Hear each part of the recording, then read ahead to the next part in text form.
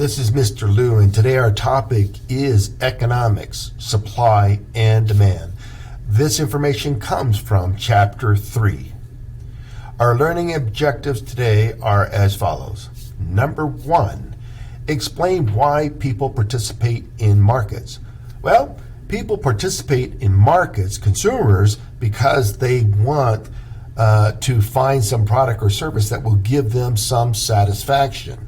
They have a need or a want, and they want to acquire that to meet that need and be happy. Now, producers, the reason why they participate in a market is they want to make a profit. They want to make money off of selling a good or a service.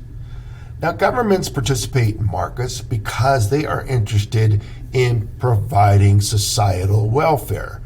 In other words, governments exist to provide for the needs of the society as a whole, and they participate in markets. Number 2, describe what market demand and supply measure. Market demand measures the demand consumers have for goods and services. Market supply measures the amount of goods and services producers, suppliers are willing to provide given a certain price. Number 3, depict how and why market equilibrium exists. How do we find that number? Well, market equilibrium, or the market clearing price, is where the price the consumer is willing to spend and the price the producers are willing to sell meet or intersect. That is where we get market clearing, and we get what's known as equilibrium, where supply and demand intersect. Number 4, illustrate how and why demand and supply curves sometimes shift. Now, generally, when we talk about the law of demand or the law of supply, we are talking about movement along that demand curve or movement along the supply curve. And that happens because of price changes. Consumers are willing to buy more quantity if prices are lower. This is known as the inverse relationship between price and the quantity demanded. The lower the price, the more the quantity demanded. The higher the price, the less quantity demanded. Now, when we talk about the law of supply, it works a little bit different. In the law of supply, we're talking about a direct relationship between the amount of goods and services provided and the price consumers are willing to pay. If consumers are willing to pay more for goods and services, suppliers will offer more goods and services. This is known as a direct relationship. Now, conversely, if prices were to decline, or in other words, consumers were not willing to pay as much, then we see this direct relationship. Lower prices, producers then in turn will provide lower quantity of supply. Now, as far as why prices or demand curve and the supply curve shift, that's different than movement along the curve. The reason why these curves shift in the case of a demand curve is because things such as technology advancements.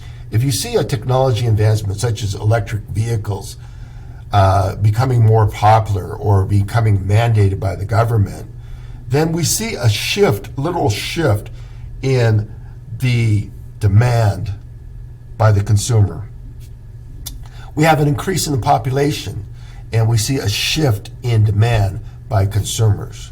We see substitute goods being invented. You have a alternative to, say, soft drinks, and you find a healthier substitute, alternative solution.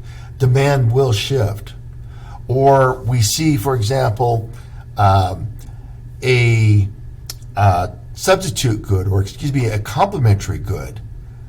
We see demand on that product or supplies decrease, such as if you see a decrease in supply of peanut butter, likely because people enjoy their peanut butter and jelly sandwiches, you will see a decrease in the demand for jelly.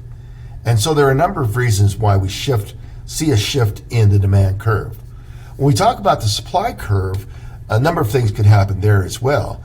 When we see a shift in the supply curve, we're talking about things such as natural disasters.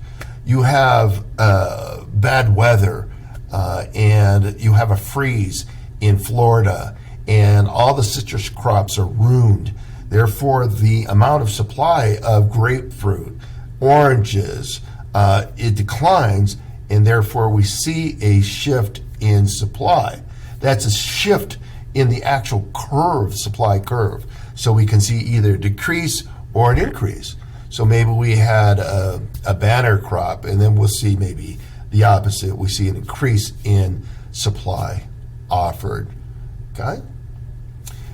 Other reasons why you see an increase in supply, you could see an increase in supply, such as the government may demand, say for example, during the COVID-19 pandemic, you see the government demand that producers increase the supply of PP&E for the protective gear.